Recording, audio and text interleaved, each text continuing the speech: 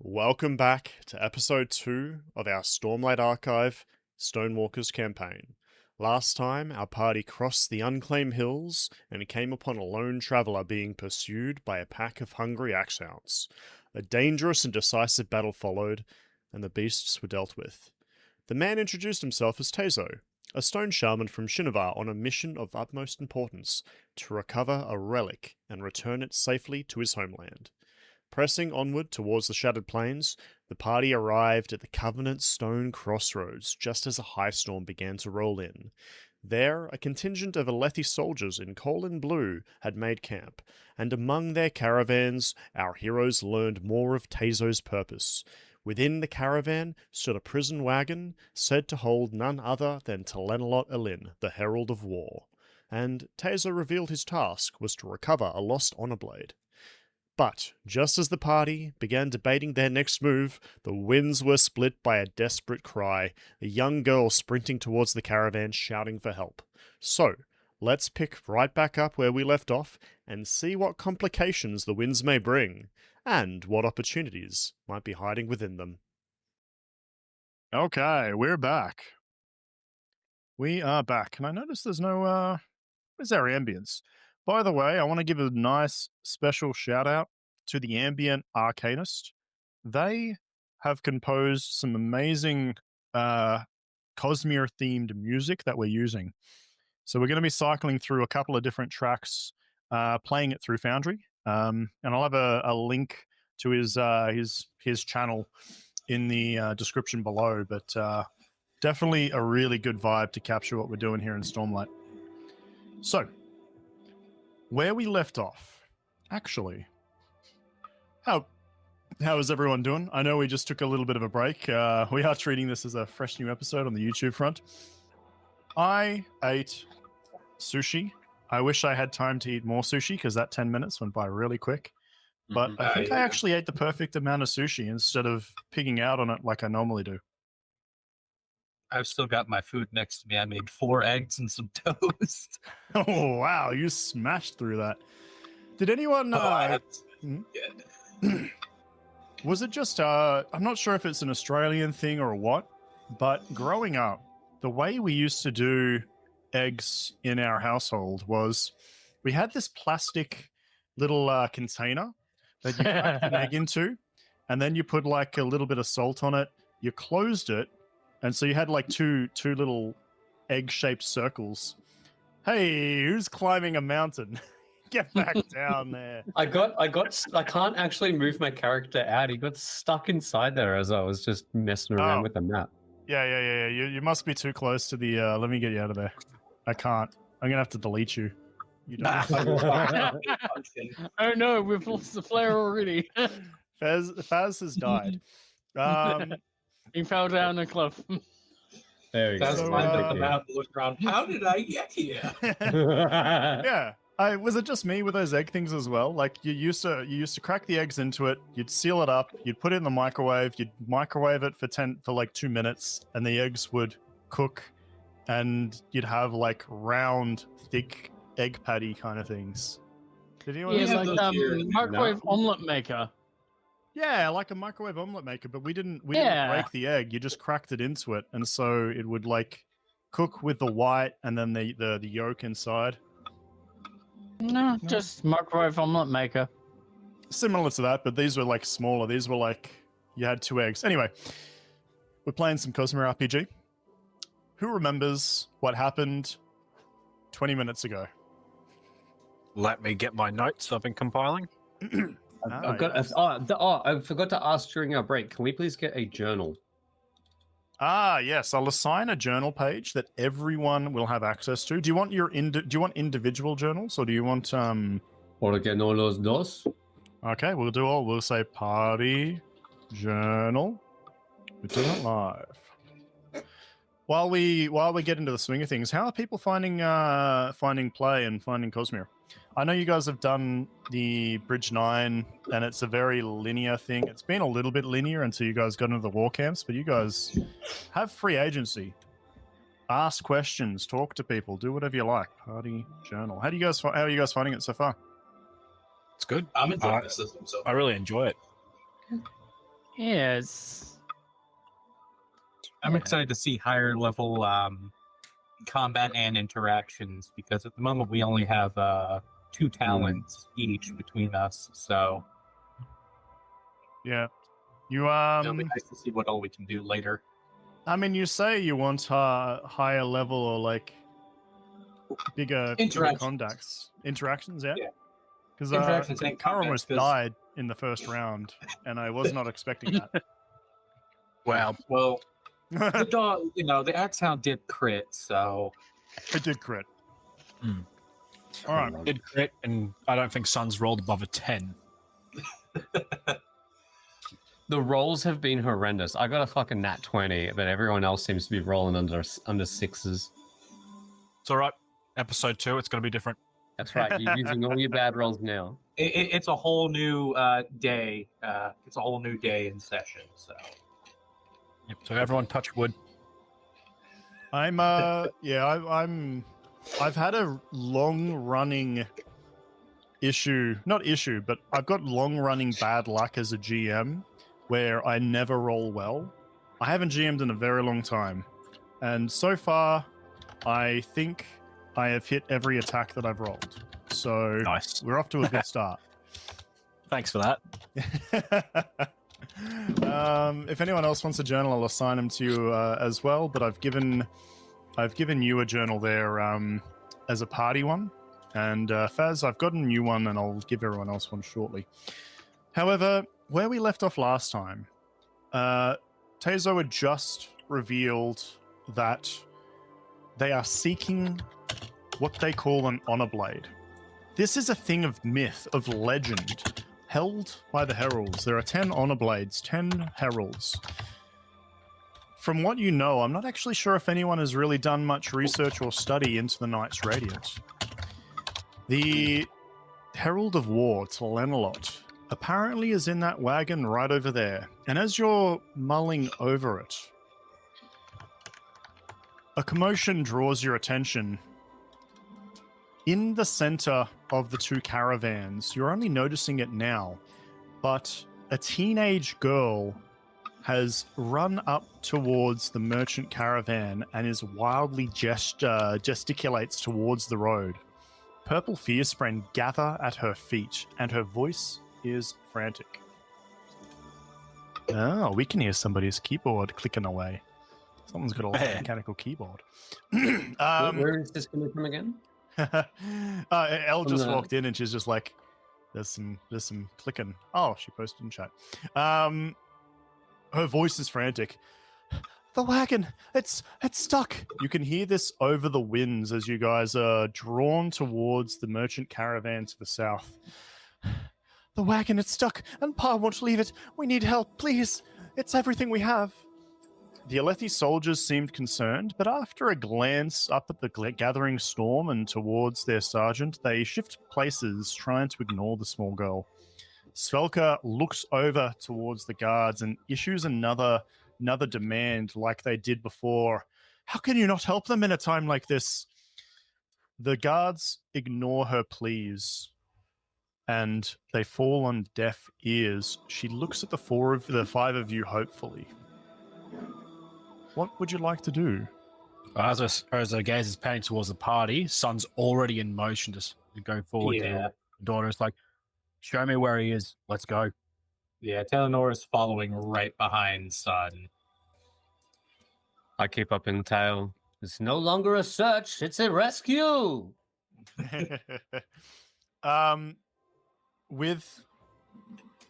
With joy, she looks at you, hope in her eyes. Svelka, Oh no, we've lost Michael. the Thalen merchant you guys are going to assist, and she'll say, bring them back safely.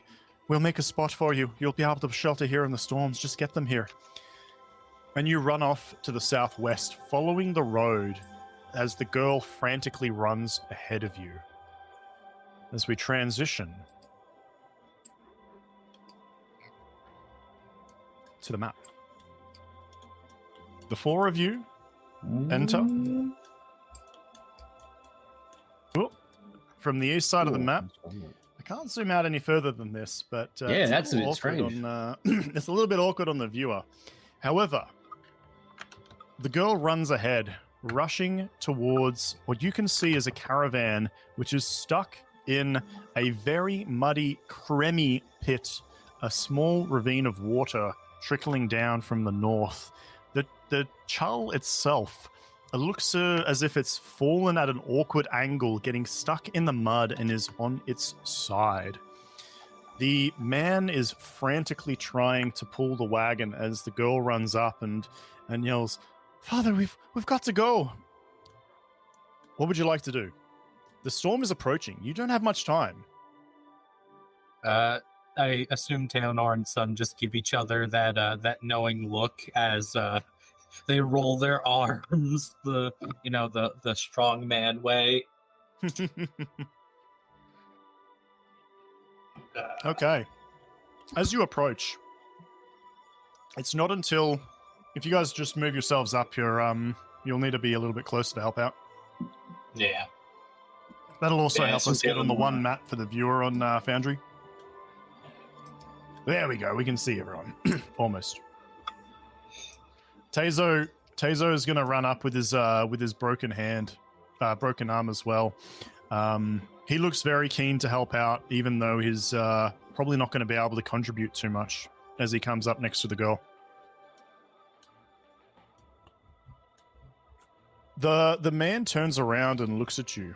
He is a Vaden man, shaved head, white beard, and he looks up and he goes, "We've got to get it out. It's everything we've got. Please help me." For those of you that would like to try and maybe pull the wagon out yourselves, we could use... well, tell me how you're helping him, actually. Why don't you look at your skills? At this point, you can kind of decide how you want to do this. Pick a skill, tell me how you want to help, and then why don't we go into a... we'll go into like a clockwise order. Who would like to go first? And then we'll go clockwise from them, declaring what you guys are going to try and do to help. Or you can just sit back and watch. I'll have Sun take the initiative here. Yep. Sun is going to issue some orders to his cousin using his decisive command, which is going to spend a focus to give him an additional D4 to Talanor's next check. Okay. It's like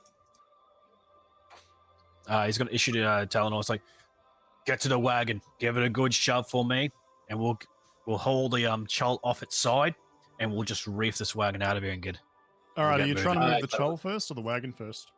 Talanor is going to get ready for...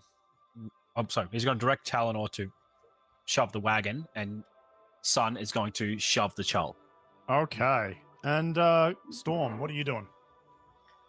Storm is planning on gathering some loose stones and giving the travel a bit more purchase rather than rely on the mud itself. Ooh, you're trying to engineer a way to... like when you put rocks in front of tires that are mudded in. Ooh. Yeah. Okay, so we'll say get ready to roll these. Sun and Talanor will be rolling athletics. If you're moving the chull, instead of athletics, I would also accept an animal handling. Grogrin, I'll get Storm to roll, and don't roll these yet. I'll get you to roll a crafting or a deduction. And then Faz, what are you doing? I'm running over to the daughter and father and just checking in with them, making sure they're okay, seeing if they need any help. Okay. Give me a persuasion or a leadership. Or discipline. You're trying to calm them down. The father seems quite panicked and she seems distressed because the father's not leaving to safety. It looks like she wants to just try and get him safe. That's the main import. All right, everyone chuck those dice in and then we're going to go in clockwise order from the athletics onwards. Yeah, ready. Yes. Off to a great start. Hopefully this temporary bonus dice will actually apply. Oh, that was Oh, so yeah, close. one. Okay. So, Awesome. Storm, you're beginning to try and place some rocks, and you notice that it was Sun's literally trying to tip this chull. Noticing that the rocks aren't really helping it get purchase, you actually chip in and add your weight, and between the two of you, you manage to deftly chull tip this thing back on its feet. As that's happening as well, Talanor, with a mighty heave on quite a hard DC, I would add, managed to dig in. The wheels start to roll, and with assistance of the chull, as it starts to move, you almost single-handedly push this, somehow manage to muster the strength. You get it wiggled out just enough that the chull's able to get it going. The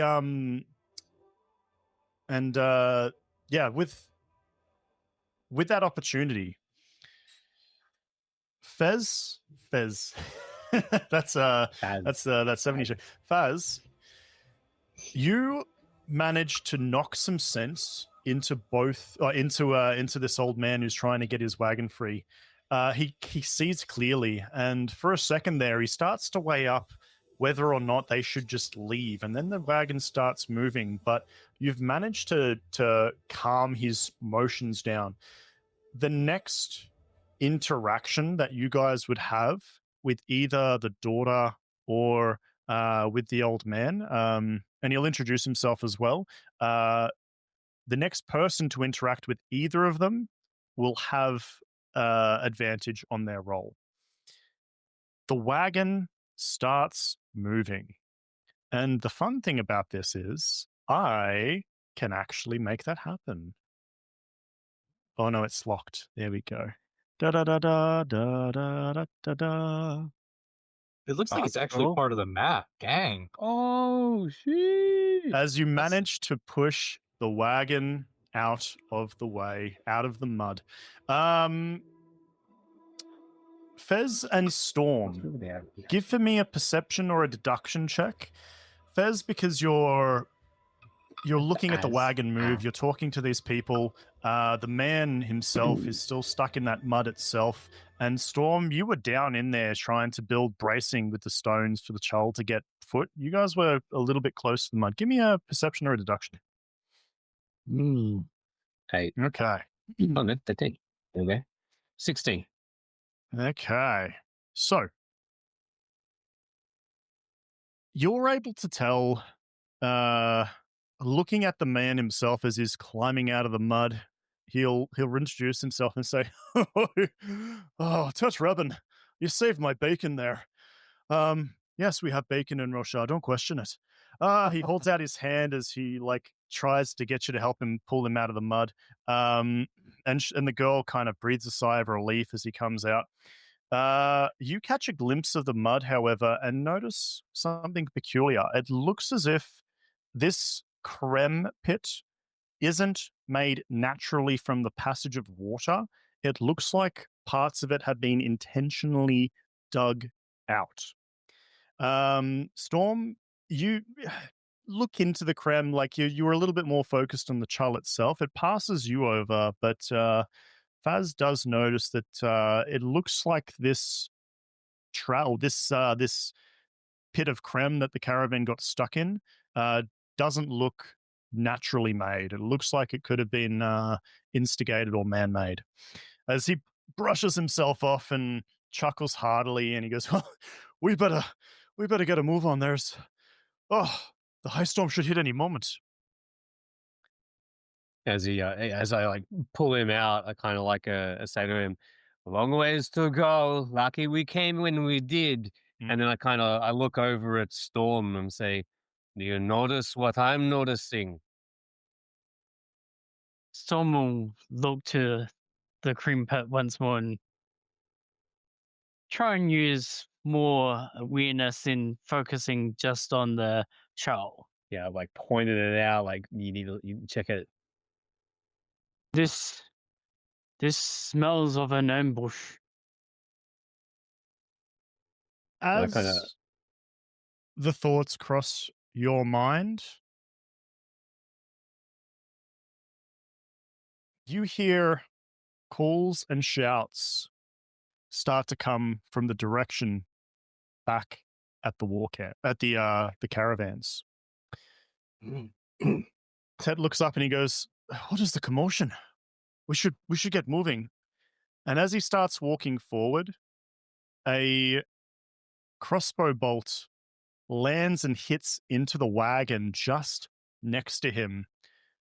As out of the brush, you see, and coming from the direction of the war camps, the caravan, barring your way, emerges 4 figures. And we are entering a combat encounter as 4 roughshod. These guys, you can tell a bandit when you see a bandit. These guys have all the telltale signs of making banditry as their lifelong trade. As we enter into combat. Dun, dun, dun, dun, dun, dun, dun, dun, dun, dun. Okay, so I will allow everyone to make, as a free action, this isn't going to count as an action on your turn, give me a perception check.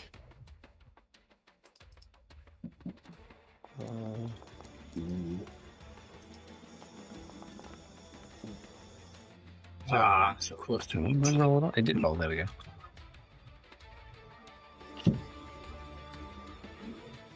I also realize... Oh, no, I didn't misspeak. I'm good. Okay.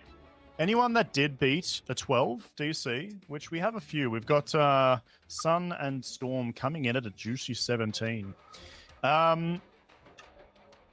Actually, that's even better. With the 17, you can see that one of the bandits at the back, the one that's holding a short bow, it was an arrow, not a crossbow bolt. I was errored there.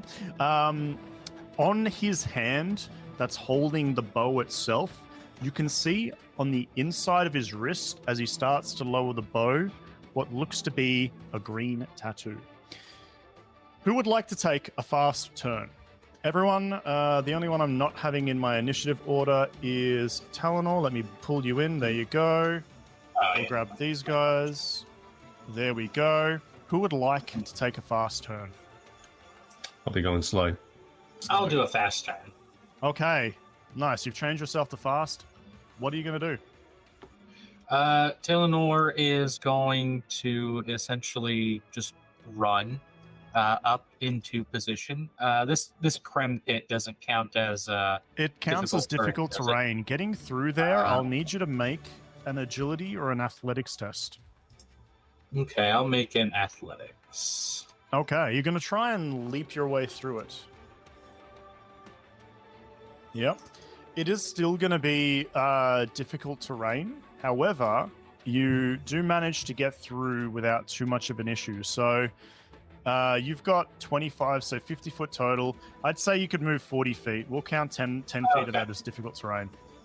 Yeah, and Talanor will move over here, and he will unsheath his sword with quick draw. Sadly, he can't pull out his dueling cape, so that will be the end of his turn. Okay. Sun will be taking a slow turn. Yep. Storm will be taking a fast turn.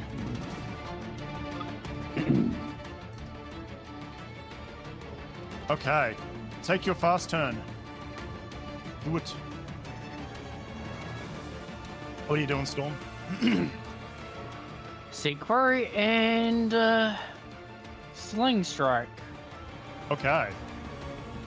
So, you've got your target. Roll to hit.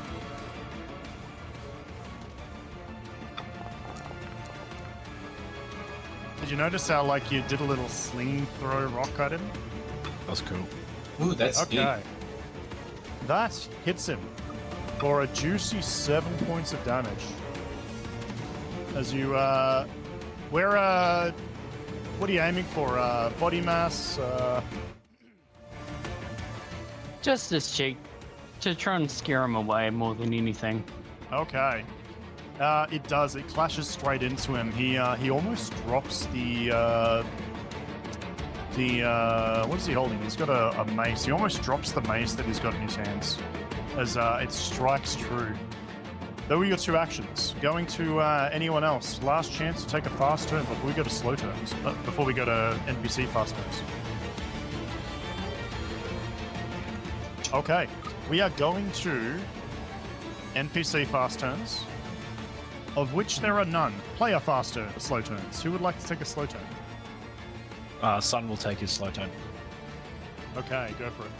He's going to draw his long spear Mm-hmm. that he has. It doesn't have quick draw.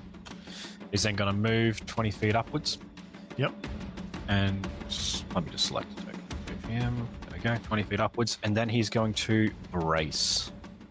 Okay. So Attacks against you will have disadvantage. The brace action. Very cool. and that's his turn. Alrighty. And Faz, what are you doing?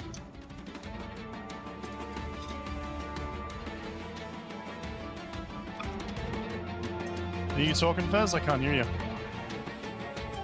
Oh, so you said sorry, yeah, that's me. I am. I was reading brace. I am going to. So is the Chull? Is the Chull considered terrain? So the Chull has curled up into its shell after that arrow shot past it, and it looks fairly impervious to attacks at the stage. But you could probably brace behind it if you wanted to get cover from behind the Chull. Yeah, so I'm gonna run over to this side of the. Actually, hold on. So 15. So 15 feet there, and 20, 25 feet. So yeah, I run. Why can't I move? you gotta now change it from ruler to. Oh to- right, yeah, I'm on character ruler. control. That's right. Okay. I got you, bud. Select token. Yeah, there we go. All right. Racing behind a Chull and the There we go. Unkalaki in front of you. One action. I'm gonna use my first attack to sling at the same dude. Okay. There we go. Roll. Ooh. Oh, it's okay. That'll just miss. He after getting hit by the first rock is a little wise to it and ducks out of the way of the second one.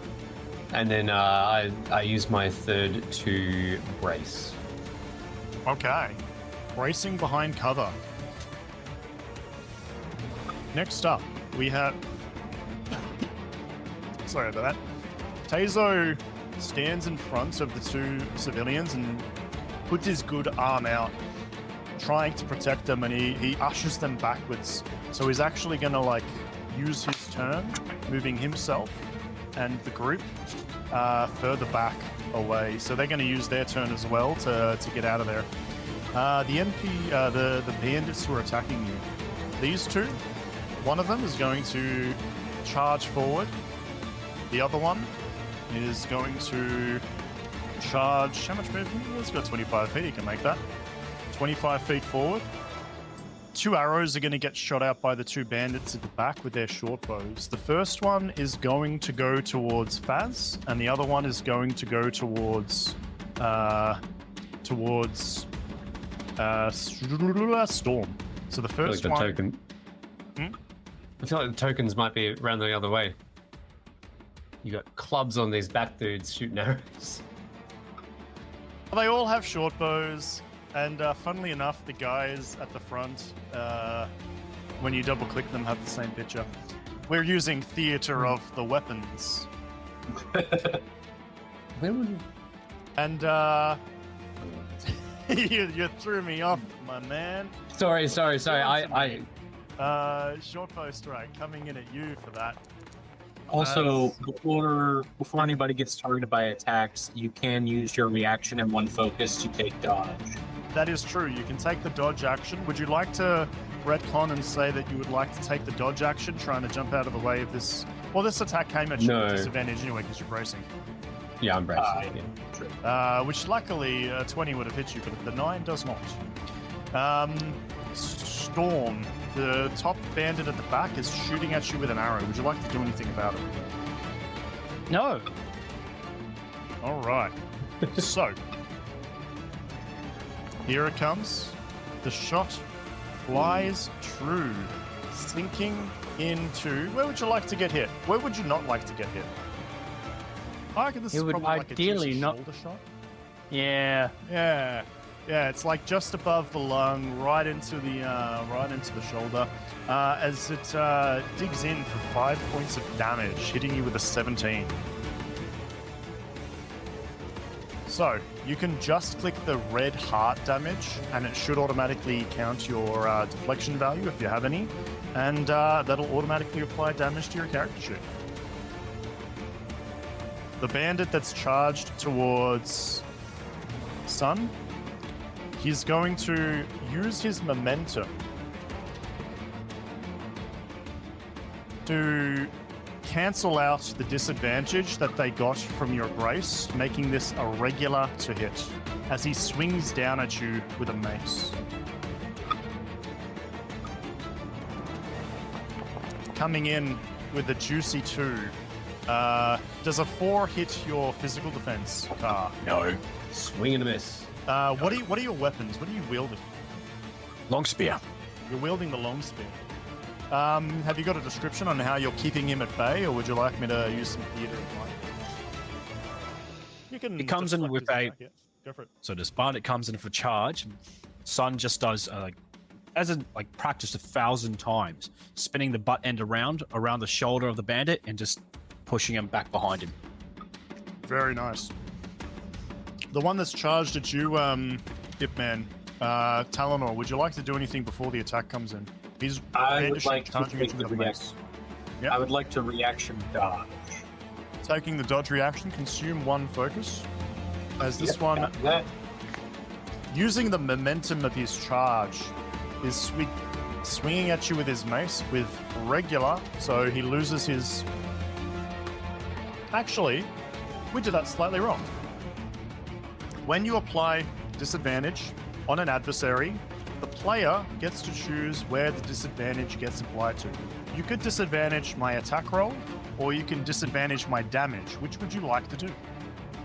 I think I'd still like to go for the attack roll. Try and disadvantage the attack roll still? We can do that. Yes. Okay, so that would make it. I'll say he was going to advantage his attack roll rather than his damage. So it's going to come in at a regular to hit without advantage or disadvantage. Which doesn't matter because he not only rolled minimum damage on the dice, but he rolled a natural 1. Adversaries don't get the benefits of advantage of what's it called? Opportunities or complications. Which, if you're wondering, because it wasn't that one. But yeah, what's happening as he charges at you? Talanor expertly steps off to the side to dodge the swing and essentially just parries the attack to basically throw him off balance, allowing the attack to miss. Okay, very, very nice.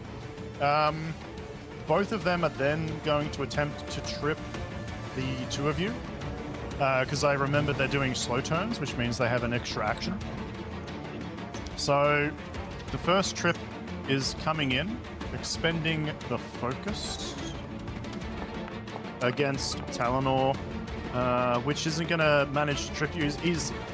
You've stunned him when you sidestepped. He completely lost his own footing. He's tried to trip you, and you've managed to just step out of the way once again. The one that's trying to trip Sun comes in, and I think this is still with disadvantage, because technically this might be a combat maneuver. So let me apply disadvantage to that. Yeah, with an 8. Once again, you're keeping him at bay with that spear. We're going back to the top of the round. Who would like to take a fast turn? Okay. I'll take a fast turn. I'll take a take fast a turn? fast turn. I'll Alright. take a slow turn because Brace will last until I get my turn back. Some will take a Clever. slow turn. Clever. Okay, let's Faz, you that's a spoke good up first. point, What do you want to do? Yeah, no, that's a good point. I'll take a slow turn as well. Okay. Very smart. And you were taking a fast turn, Talanor? Yes. Alright, hit me. Talanor will enter Vigilant Stance. Yep. As an action.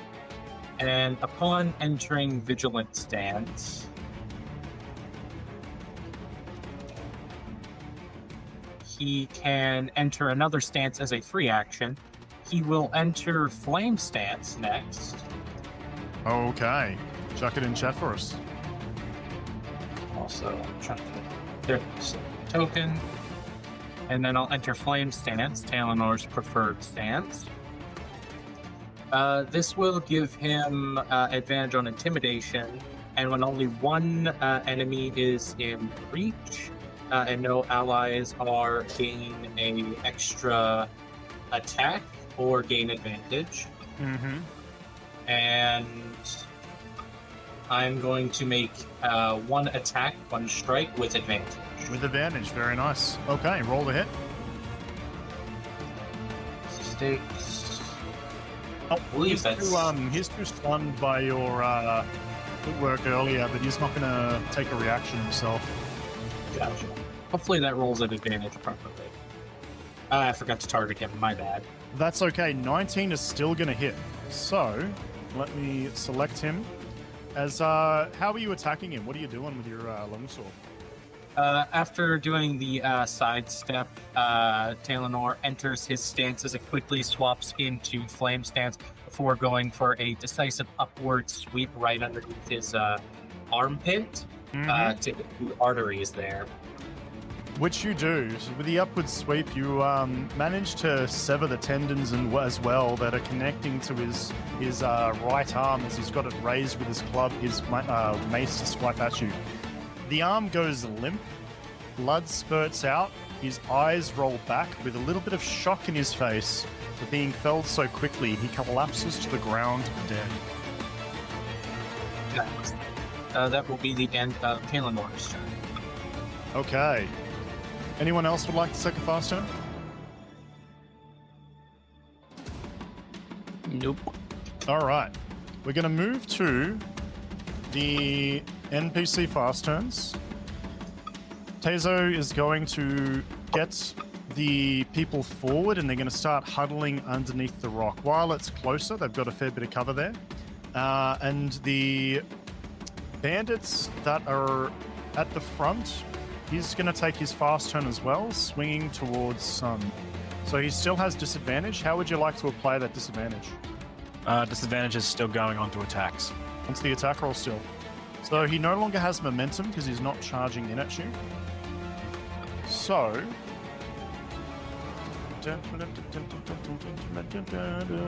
disadvantage that way. There we go. He manages to once again get his mace sword, his mace arm, pummeled to the side as you deflect his blow once more. Your stance impenetrable. And the two archers at the back, I think they're actually going to take fast turns as well. So the first one is going to take a shot now at Talanor, who is exposed. So with the short bow, they draw and shoot. Oh yeah, you're going to take a... Yeah. Yep. Doesn't. Yeah. I'll still spend the. I'll still spend the focus for it. I got to remember to give you a little bit of a chance to opt to make a choice, but you were going to say that you were going to take the dodge action. Yeah, always assume I'll take the dodge action unless I say otherwise. Okay. So the arrow shoots past. You're not quite good enough with sword arm to deflect it, but you saw it coming and you managed to use the wagon as a bit of cover as it shoots right past you. The top bandit is going to be shooting towards Storm. Storm, would you like to take a dodge action? Yes, Storm would like to take the dodge action Okay, where would you like to apply disadvantage? on the attack roll. On the attack roll, here it comes.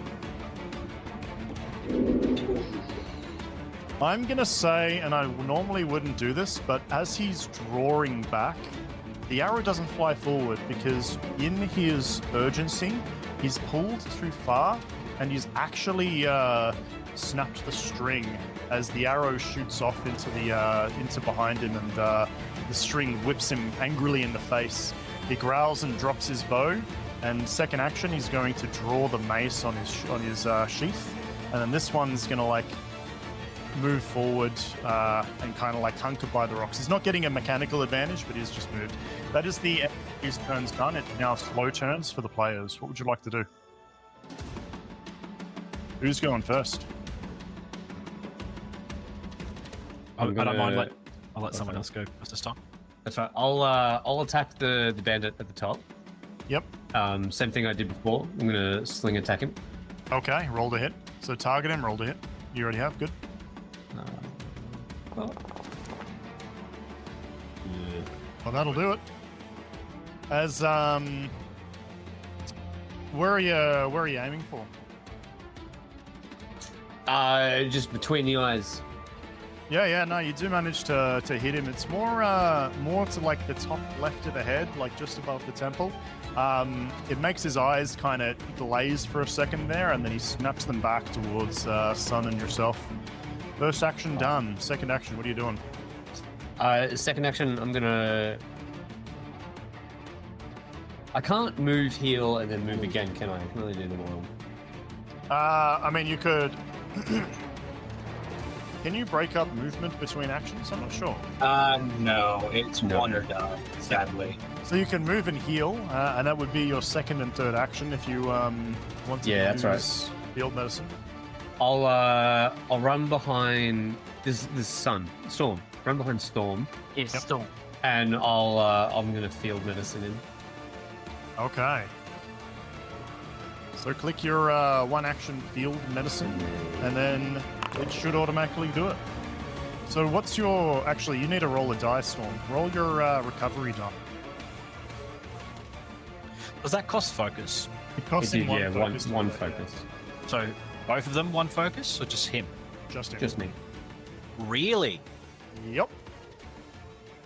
Wow. Surgeon's good. Surgeon, good healer. You heal 8 Yeah. points of health, Storm. Which is definitely going to bring you back to full. Not an injury roll. You don't need to do that one. Thank goodness. That's okay. I got you. On a failure, they only recover health equal to the result of their recovery die. Oh, hold on a sec. You still got to roll your medicine check, don't you? He did. It Yeah, was what did a you roll? 6. It was a 6. 6. Ah. Oh, that's what that top one is. Yeah. Okay. So what does he recover? His recovery die. His recovery die. So you would have recovered 2 hit points, and you were on 7, so you go to 9 instead. I gotcha. Plus, There you go. plus my ranks in medicine, so 6. No, that's only on a success. You failed. You He's failed 15. your medicine. I failed my medicine. Yeah. I you just rolled a imagine the arrow just being yanked out. yeah. What do you do to patch him up? You weren't quite able to administer it, but you did manage to heal him a little bit. How do I know if I failed my medicine roll? So if you look at your field medicine, look at the skill test. The first Oh, that's 6 right. is the die DC 15. number, Okay. and then the second one is how much you're adding to his recovery die. Yeah. Okay. Okay, so those are your 2 actions. You did manage to patch him up a bit, so he's looking much better for it. But it did look like that hurt when you yanked the arrow out. All right, Faz is done. Who would like to go next? Oh, I get a third. Oh no. A storm acted it. First action was snip. Yeah, Second I'm good, action I'm good. move. Third action Yeah. was heal. So has Storm acted yet? No, Storm has not acted yet. So I've just like a rule clarification real quick. Yep, go for it. Decisive command. It says here I can spend a focus just an ally to influence within 20 feet. Next time they make a test before the end of their next turn, they can roll your command die with the other dice for that test. Now, is that just for the skill test, or can you add that to a damage test? Put it in the chat. Let's have a look at it and let's make a call on that.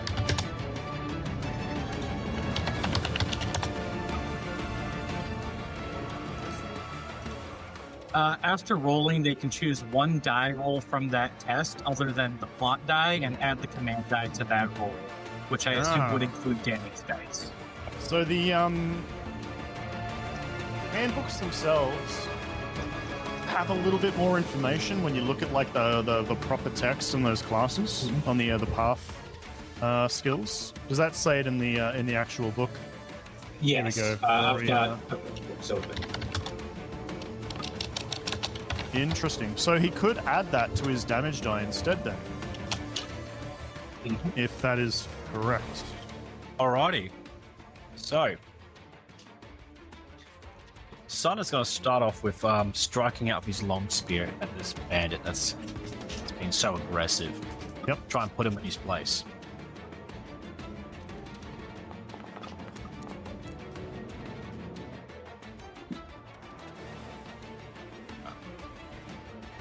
Ten doesn't hit him. No, 10 is not going to hit as you thrust forward with your long spear. That's all right. Then I'm sorry. then Sun will issue a command behind him to Storm. Basically pointing out like a weakness in this bandit's fighting. He steps a little bit to his left when he makes a strike. It's like you'll have an opening when that happens. So basically, he's going to shout like "strike now." Okay, yeah, you're making a bit of an opening and a diversion for the strike to come in. I like it. Yes. So that's going to go to. Should actually select this. Now that was only the first action. Yeah, do you still have a second? Second It action. was a second. So second's going to be decisive. And yeah. third action, I'm going to go. Sun is going to go back to bracing. Okay, you're going to brace again. Very, very smart. Next up, who would like to take their action? Storm's the only one left. Storm is the only one left. What are you doing, Storm? Storm is going to seek worry. Yep. Do you have to do it Move up again? Aren't you already seeking? Oh no, seek worry is to a specific target. Yeah. Move up behind this guy and strike with his knife. Okay. Dropping Calling the, out, you both must occur at the same time. Yeah, you've dropped your sling, leaving it in the dust as you've charged forward. Now, you would have to use an action to draw your knife. Oh, I guess. Quick action. So it's free. Due to time. I was looking at the trace and it just says one-hand discreet, offhand thrown as the specialty traits. Yeah, that's. I don't think it's a quick draw. Assassins can get it. Killing yes. edge. There you go. Killing edge. It you've gives got killing nice edge. and Ah, yeah. true. Yep, cool. So, roll to hit. Swing that knife. Stab that knife. Slash that knife. Do something with the knife. I don't care what you knife, just knife it. Oh. Deadly comes into play. Oh, And you get to now like roll a command die, don't you? Yes. Once I find that. What number is that? Is that a D8? D4. I believe it's. Oh no, it didn't get already added. Was it added to the attack roll? It was added to the attack roll, I think. No, it wasn't. No, it hasn't been No. added yet. Hasn't been No, it added. hasn't been rolled added. yet. So I So, could roll it manually. Roll a D4 for me as well. Storm, do you want to do that? Storm, roll the D4. Okay, and let me just quickly check something on your sheet. Excellent. Yeah, that's a hell of a lot of damage. It's actually more than that. Why didn't that? Hold on a sec. It has a hell of a lot more damage. Because being a crit, I needed to press this button, which is a little bit better, and that doesn't include the extra 3 points. As you, I mean, where are you? You've gotten up behind him. What are you doing to this poor bandit that didn't see it coming for 16 points of damage? Well, it being deadly, I think Storm is just gonna sink his blade straight into vertebra Okay. and the bandit's neck and dispatch him as cleanly as possible. As you just come up and right into the back of the neck, right through the vertebrae, His eyes still. His body goes limp and drops to the floor at your feet. Very much dead. Very much dead. Next up, did you have any other actions, or is that your devastating turn? You did sick body. That is my turn. Back to the top. Fast actions. Who would like to go? Which was the one that had the broken bow? The top one. The top one was the broken bow. Yep. The top one was shooting at you guys. The bottom one was shooting at him. And, What's the range on a bow? pretty far. I think range is 80 feet with 120 max range. Yeah. Actually, I'll take a fast turn. Okay. I will use my 2 actions then. Yep. To move within melee range of the guy behind here. Okay. He's still got his bow drawn. Very smart. And I'm going to use the free action given to me by Flame Stance to make an attack against him. Okay. Like flame stance. Yeah, this is Talanor's preferred stance, actually. Teach it to sun. I apologize, I keep forgetting to target. Does a 12 Alright. hit? 12 will not hit as you enter flame stance. You swing, but you missed. Does he get disadvantage or anything for having a bow out? No, it just it's going to be harder for him to use the bow, but it doesn't give disadvantage for the bow. Yeah, that's the end of my turn as I attempt to slice this spell. Ooh, the high storm's coming. I forgot to put the rain on earlier, but there's rain, and there's. I'm gonna fast action as well. Yep. I'll fast in. There's way too much lightning. You can adjust. So cool. 10, 15, Yeah. 25, 30. What is the distance from here to here? Can I stand on this rock?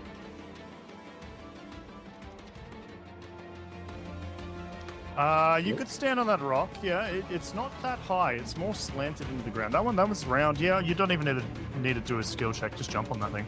Yeah, no, that's all right. Yeah, go for it. I'm moving over to the rock, and then I'm targeting the one at the top. Okay. And I'm going to throw a sling at him. Oh, actually, yeah. I'll sling strike this one.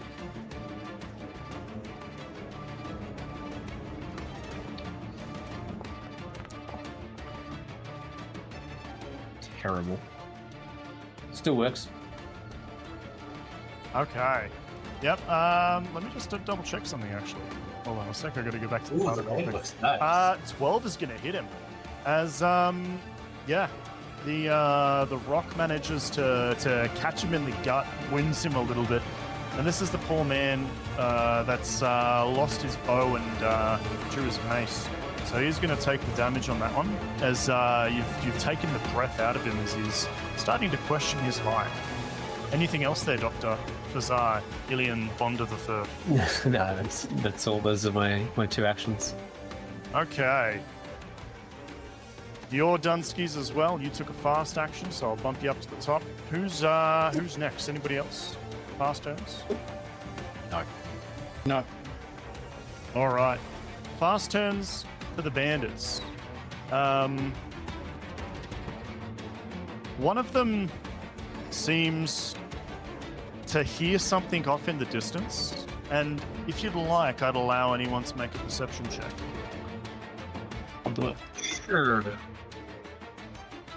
And Definitely. it's hard. Like, it's windy as fuck out there. It is so, like, the storm is starting to come in. The high storm is getting ever closer. The rain is coming down. The wind is picking up. With a 24 storm, your trained ears, with a holy damn, Dr. Fazar, Ilian, I have 0 awareness, 0 perception. you both hear cutting through the wind what sounds like a high-pitched whistle, and all of a sudden, both bandits look back towards the camp, look to the northeast, and they start running as The first one will take 2 actions, running 60 foot off in the distance, and this one's running 60 foot as well. Talanor, if you wanted to, you could use a reaction to... I will. Yeah, go for it. I will spend 1 focus to do a reactive strike. Yep, to hit him as he starts to run. Yep. And let me just quickly read right over. I don't think I have a. Yeah, no, I'm gonna be able to do that. You So- might want to increase the stakes on this one. Come on, go I to my haven't been doing actions that much, tab. have I? You know what? No. Yeah. No. Why don't we raise the stakes? Yeah, I'll take that. Let's raise the stakes. Let's do this. I was hoping to do it 100% on the guy guys. at the top, but Yeah, remind me every now and then, Oh, because I have been forgetting. God. And actually the rain. Yeah. That's You fine. as you're swinging at him, the increase of weather, the rain, the water on the ground, you actually catch your heel on a rock and slip, and you fall prone as the bandit runs and steps over you, running off to the northeast as you fall face first. Now you could choose to graze him if you like, on your way down. It doesn't feel. I don't think it would slow him down any. It's not worth it. He's not worth it. Yeah, you know you haven't squared up and landed a good hit. You might be able to get a bit of a cutoff on him, but he is bolting off into the distance. As both of these begin running 40 feet off screen. Why can't I drag them off screen? Bloop, bloop. And then I'm just- Actually, yeah. before the guy is completely out of my my vision, since I was so close to him, would I be able to roll a preemptive perception to see if I could see the tattoo? Closer up? No, I would say that Okay. you are currently trying to rub mud out of your eyes. Fair enough. Yeah, because you thought of that post the fall. I reckon you are currently face first in the mud, and you don't get a good look at anybody at this stage. And we are done with that combat. Unless anyone would like to try and pursue, they are running off into the distance. So, I don't know. we can focus back in on what's important. You all survived. Some of you took a few wounds. Some of you ate a little bit of mud. Creme, sorry. However, you managed to best them and fight them off. 2 bandits lay dead at your feet, the other 2 running off into the distance, soon lost in the winds and the high storm that is slowly but more steadily approaching. It looks like it is almost about to hit. You have some time up your sleeve to get back to safety, but that time is dwindling, and dwindling fast. What would you like to do? As Taszo steps forward with oh my god, this is dumb. Oh my god, no. They've gone crazy. Taszo got blocked by the rock, so he didn't follow them originally. He steps forward and goes, "We must hurry back to the walkout, to the caravans. We got to get to safety." With the chull free, you're able to usher it backwards. It's only about 300, 400 feet or meters away from where you guys are. Arriving back at the caravan is a completely different scene from where you left it last. As you're hurrying back, did you want to converse? Was there anything that you wanted to mention? Anything you want to do before you actually leave? Before we jump straight back there? Do we chuck the bodies in the caravan, or do we? You could loot the bodies. It would Yeah, how probably take does- a lot of time to grab them. You can have a look at them. So we can loot them. Can we chuck them in the caravan then to save time? Loot Would them you back like to again? take time throwing him in the? It'll take him take you longer to throw him in the caravan than probably to just palm them over real quick. Take their marks and let's move on. Yeah, Talanor would just use his sword and cut the little baggie of spears that they probably have on their hip. Yeah, look, it's not Cut even that going to off. take a perception check. You look over them. The first one has a pouch on his hip that contains 4 marks in it, so just a pittance. And the second one has another pouch containing another 4 marks. So you've got 8 marks off them. They have very little on them other than their weaponry. They seem rather well equipped though. Their armor seems to be pretty good condition. Their maces that they've dropped seem decent, and so do their short bows. If you wanted to grab those as well, if you wanted to have backup weapons. But other than that, there's no point really chucking them in there. There's not a lot on them. From looking them over, that's all you can tell. If anyone who did notice that tattoo, you check over these bodies briefly, and there aren't any green tattoos on any of them. Unfortunately, you didn't manage to catch up or lock down the one that had one that managed to get away. Dude, who saw that tattoo, by the way? Storm did. Did you And I mention it think to anyone? Fez did. He didn't in the moment. But now Yeah. there's a little bit of time he would have mentioned it. As you gather your things and the Chol starts pulling the wagon, Taszo looks at you and goes, "A green tattoo, like." And Yes. he'll draw something hastily in the mud with his finger, and it looks like a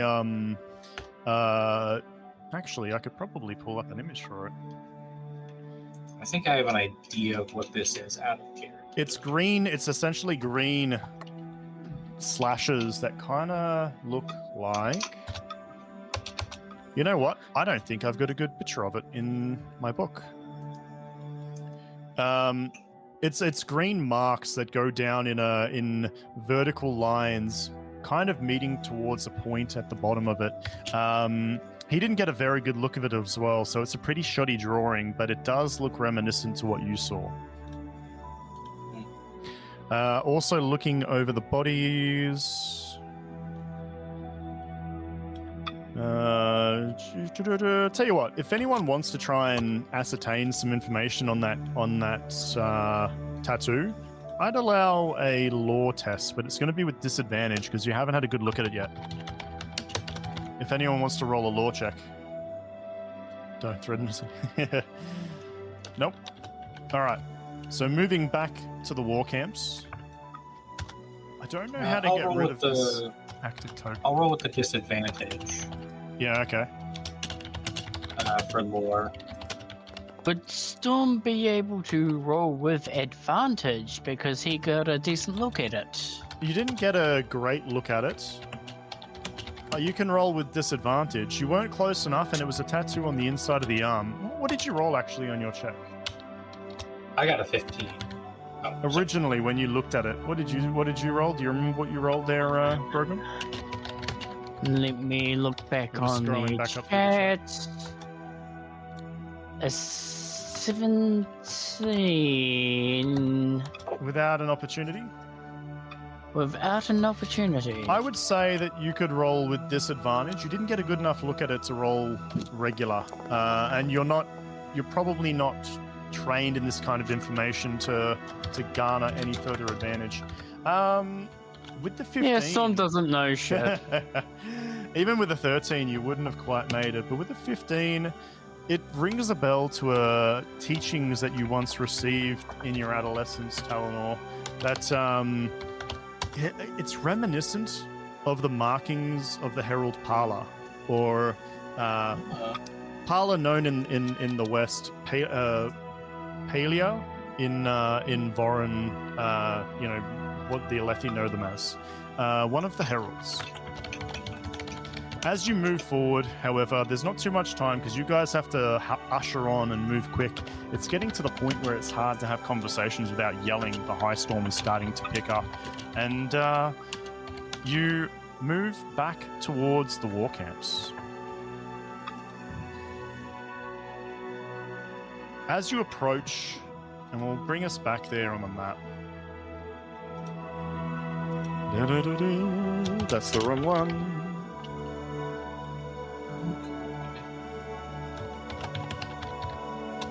There it is. I lost it for a second there. And just for the fun of it, I want to make sure we've got those cool weather effects going. There we go. That's a bit better. As you approach, we are hearing a fair bit of clicking there, Jamais. That's my bad. Sorry, I wasn't No, it's aware okay. what was coming through. Yeah, no, you're all good. You're all good. We'll just let you know when we hear the keyboard. As you approach the caravan, Taszo looks behind and past this cliff face at the approaching storm wall. You see around you littered bodies of bandits. So this isn't actually a great representation. We're just back here for the fun of it. Let me. Did everyone remember how much focus they had? Actually, I think it's carried you guys across, which is excellent. Oh, yeah, we can roll. It has carried us completely across. Yeah. Oh. Situation has changed ever so slightly as you see 2 or 3 Alethi on the ground, bleeding and potentially dead and dying. I'm just gonna move some people around because I didn't have this properly set up. There are bodies of bandits all over the place. It looks as if the bandits hit here and hit here fairly hard. The caravan looks in shambles. Some of the wagons appear to have taken some damage. The merchant caravans seem to be relatively unharmed, and Elar, the sergeant, runs up to you and he goes, "Where the hell have you been?" Oh, he looks like he's holding his side. He might have taken an arrow or potentially a cut from a sword or a thrust somewhere. We got hit pretty hard, but... And he looks towards the north where the bandits had run. Storm and fools are running into the high storm. You'll notice that the cliff face that is sheltering the caravan starts to angle northeasterly and then more to the east, almost directly towards the direction the high storm is coming itself. They fled in that direction. Oh, quick, get in one of the caravans. We'll shelter you in here. Tet Reben and his daughter bring their caravan down to the merchants and usher you to either, come with them or just get into shelter quickly. And as all of this happens, Taszo looks towards the caravans, and then he looks at you, Storm, who mentioned the tattoo. He looks at one of the dead bodies, and one of the bandits lying on the ground, and this is the first time you get a good glimpse of it, has a tattoo on their face, marked from top down towards the chin, green strokes. You recognize this Talanor as the markings of Parla. This particular one isn't quite the same as the Voron teachings. You can't quite tell where it's from, but it looks like a sect or someone or a group that have done this in honor or in worship of Parla. The one of the heralds. Can I roll either deduction or insight to see if the words that Taszo was telling about the heralds and the honor blades, and from seeing the symbol of Allah, to see if that there might be some truth to what he's saying? Yeah. Roll a lore. As you're thinking that over, Taszo will speak up, but give me that lore check for me, my main man. Okay. Look, you don't know any stories that kind of tie into this. It's a little bit unusual.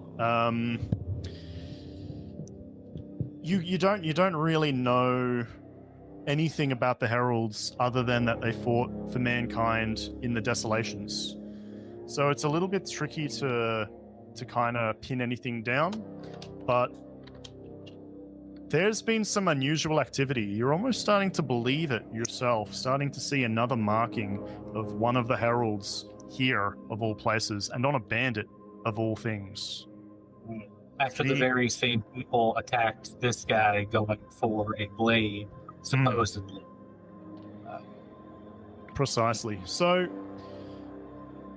as you're mulling that over, Taszo notices the mark on the face on the man on the ground. And then he looks up at you with panic and fear in his eyes. His jovial demeanor almost completely washed away in the storm. It looks like some kind of understanding dawns on his face. As Ilar goes back into one of the storm wagons, he looks at the four of you. They must have it, the honor blade. I don't know how they did it, but they have the blade. He then looks in the direction where they went, and he goes, This it makes sense. This was all a distraction. And then before you can say anything, he sprints off in the direction that the bandits were said to have escaped, towards the north. Could Talanor try and stop him? You could try, make an athletics test, but it's going to be rather hard because this was spontaneous. You didn't expect someone to try and run into a high storm. Do you want me to raise the stakes? No, but thank you for asking. I'll get you to roll with disadvantage. Oh, sorry. Let me. That's okay. Click the No, it's okay. We'll keep a regular roll. You try to grab him, but slick with sweat, rain, and creme, your hand doesn't manage to catch his shoulder as he runs past the four of you into the distance. What would you like to do? He's running into a high storm. It's storming madman. Is that all you have to say as you slowly lose distance in view of him? Talanor's going to look over to Sun and then the rest as if looking for some bit of advice as he feels the need to chase after him, but running into a high storm is certain death. He's no bridge boy that he heard about. Yeah. The Sun wants to he's looking on, just watching Taszo leave. Talanor's looking towards Sun for an answer. It's what would you do? But Sun just stands there looking, silent. Storm will look upon Taszo and kind of shrug and be like, he just made his own choice. He's made his own fate. Let him live with it. Or die by the storm's grace. Talanor's knuckles will go white as he remembers the Alethi codes of war his father told him. He'll just mumble under his breath, "Honor. The officer will not abandon allies on the field, nor will he seek profit from the loss of his allies." And he will rush in, as he says, another one of the codes of war. The officer will require no action of his soldiers that he would not be willing to perform himself, as he chases after Taszo. Faz, what's going through your head? We haven't heard from you yet. Yeah, I kind of look at the group and I'm saying, what did he say about a sword? Sword of the Herald? It's because Sun's just about to, he just sees his cousin take a run from in front of him. He's basically just going to step up and move, and race after his cousin. Too busy. Okay. Sun I look and over. Talanor are running off. Faz, what are you doing? What are you thinking? I look over at Storm, still with this puzzling Inquisition look, about this sword. What was it? Some kind of great blade. What did it say? Honor blade. Yes, honor blade. Honor blade. So I'm gonna. Time is I- starting to run out. He's getting away from you. Whether or not Storm, you might have some respect for the Stone Shamans just from the way you were raised, or you might not. You might have some animosity. Who knows? But two of your party members have run off into the storm. Would you like to follow them, or do you want to go seek shelter in one of the wagons? Storm will run after them, saying that the large Unkalaki man has also run off into the storm. If this was some great test of courage and will. Okay. Maybe a little reluctant, but he's still willing to follow after those that he's traveled with. And Faz?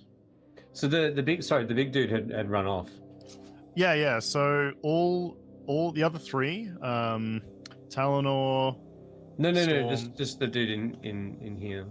Oh no, that big guy's still in his cage. Yeah, I'm going over to him to ask him about this sword that Taszo was speaking about. You as the other three are running to the north, you kind of take a detour past it. The shutters of the other side have already been pulled down. One last soldier is securing the shutters on this side, but before you pull it down, you just see this big, hulking, tan-skinned Unkalaki is a Makabaki man in the exact same position before, muttering the exact same phrase without breaking a beat. You mention a sword, you mention an honor blade. Nothing even passes his eyes. He doesn't even seem to recognize that you're there as he keeps muttering. One of the soldiers nudges you and goes, "Get into one of the shelters. I'm tying this one up now, but you better hurry," as he locks down the panel out of view, blocking the Makabaki man from sight, and then rushes into the front of the wagon and climbs into a compartment underneath the front. All right. As that kind of happens, I kind of look down towards what's her name, Spalker and that, and then I look back towards the storm and I beeline for the friends. Okay. And I'm running with them. The four of you chase after Taszo as he sprints northwards. The storm wall stretches for thousands of miles in both directions. You can see it from the cliff face and in front of you now as the cliff gives less and less cover, angling towards the origin of the storms, swallowing the hills and everything in sight as the wall rushes towards you. It hits the Covenant Stone cliffs at an angle, 100 or so feet to the east. Rain rattles the ground, creating a deafening drumbeat. A dozen feet ahead of you, Taszo looks impossibly small against the enormity of the storm. 1 second, Taszo is in front of you, pitched against the wind and using the cliff wall to keep steady. It looks as if you're gaining ground, but a moment later, he is engulfed, gone from sight. The storm wall then hits. Knives of icy water, choking debris clouds pummel you. The wind is strong enough even to lift a person, whilst bracing up against the somewhat protective cliff wall. Above the thunderous wind and rain, there's a crash. A boulder lands 10 feet away from you. What's going through your heads right now? As this might be the first time any of you have been caught out in a high storm, and especially this far east, it is devastating. It's soaking icy cold. The wind is pummeling you. Even small bits of rubble that hit you feel like they could penetrate you as much as an arrow or a crossbow. I am basically standing underneath Sun, just like huddled basically under his armpit, like grabbed onto his clothes and just holding on for dear fucking life. So, son, you're sheltering him as you're pushing forward, dragging him with you? Yeah, he's just holding on there. I'll even burn a focus for decisive command, so if he has to make like an athletics check to not be blown away by the wind, he gets a D4 against that. Like billowing like a cape. Funny you should mention that, because I was going to get everyone to roll a die of something once we got everyone's headset. But what's going through your mind right now, son? Son is sort of like worried. Like he should have just gone after Taszo immediately, but that moment of hesitation must have been a very long day for him, because he hesitated when he shouldn't have. And seeing his cousin remind him of the position he's in, the leadership role he wants to follow, he's just like, well, lucky I've got me cousin. And he's just gone through it. He just basically looks to Talanor to make sure his cousin's all right. Yeah. Yeah, Talanor is just a couple feet ahead of you. You can make him out, but even 5 feet ahead, it's hard to see through the pelting rain. Talanor, what's going through your mind right now? Talanor is silently cursing to himself for almost forgetting the very codes his father instilled in him, And even if Taszo isn't a soldier in Talanor's battalion or army, Talanor tries to follow those codes as part of every aspect of his life. And he considers himself a storming idiot for rushing into a high storm, but he refuses to give up the one last thing that he has from his father as he trudges forward through the storm, knowing that his cousin probably followed him and hoping that his cousin's death will not be on his hands. Okay. And yes, you think he's a storming madman, but over the last week, you've traveled with him for a short amount of time now. You know this person is truly kind-hearted, and honestly, you couldn't pick a worse person to have bad things happen to. This guy's been through a lot, and he believes in his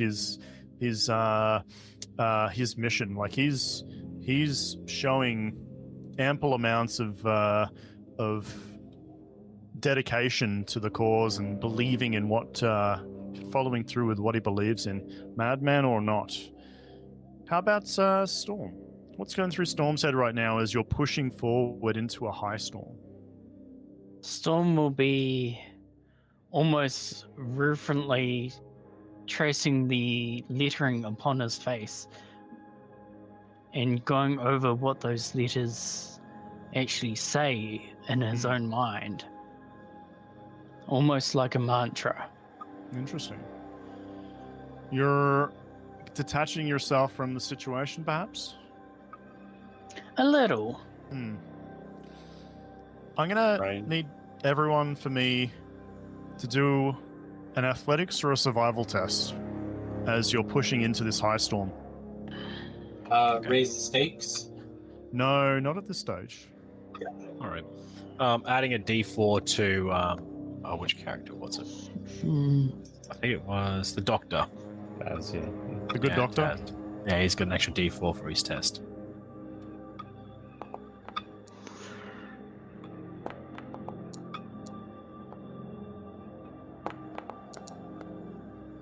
Oh, I'm gonna roll. Come on, son. Okay.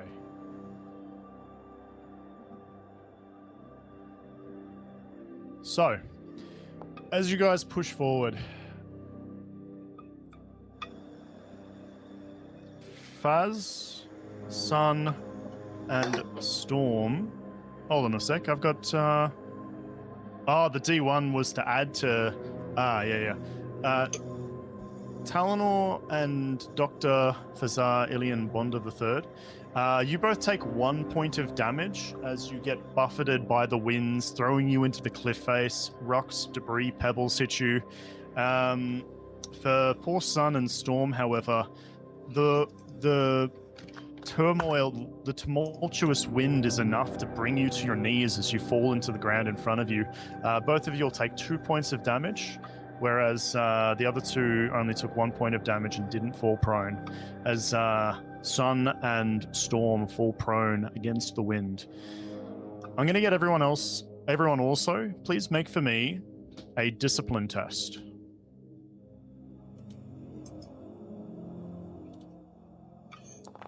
By the way, is there a way for me personally to turn off the rain or turn down the rain effect? Is it a bit too much for you? No, I'm just looking at the FPS on my my Foundry, and I'm at 8 FPS.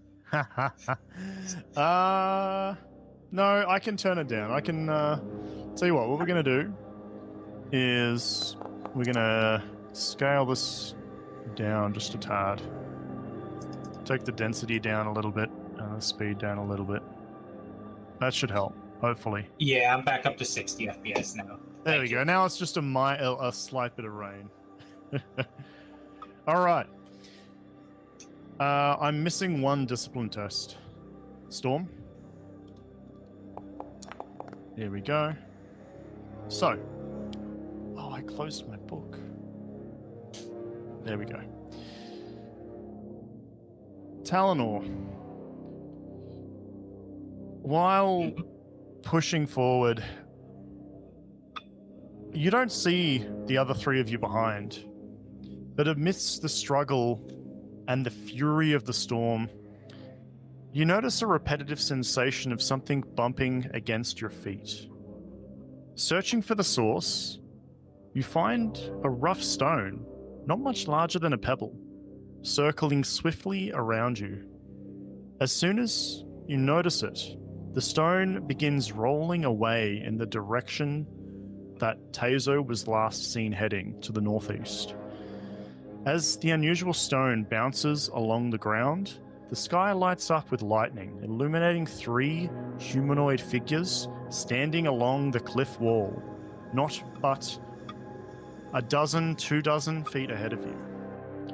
The stone is heading straight in their direction.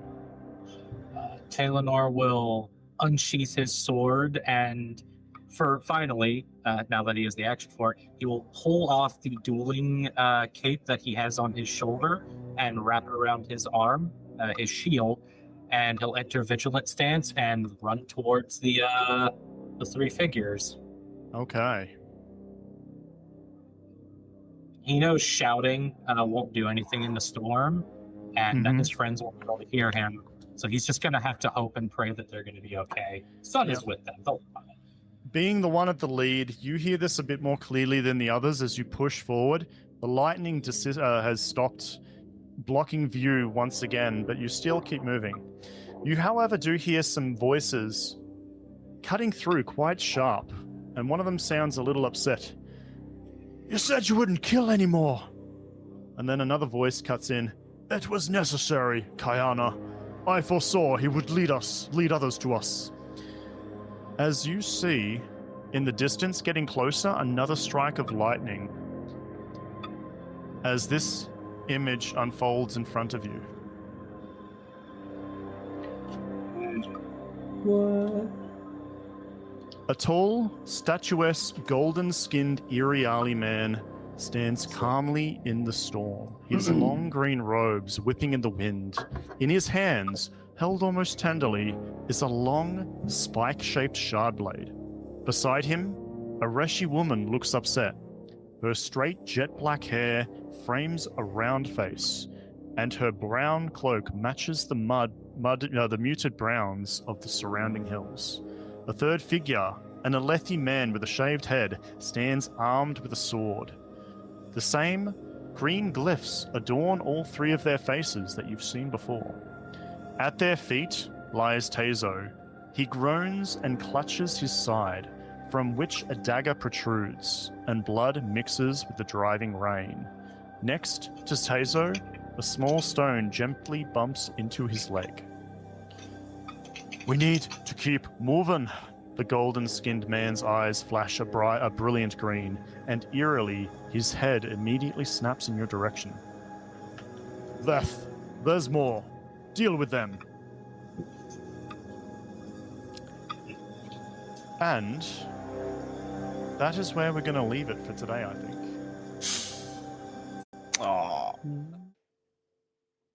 And so, with a high storm hitting, we'll leave you with that cliffhanger to shelter under. The party managed to save Hannah and Tetrabin, survived a bandit ambush, and uncovered signs that these attackers were tied to the same bandits that attacked Taszo a week before. Following Taszo into the storm, they finally caught up with him, only to find him wounded and a golden-skinned man turning towards them with a single order. Veth, deal with them. And we'll pick up right there in the next episode.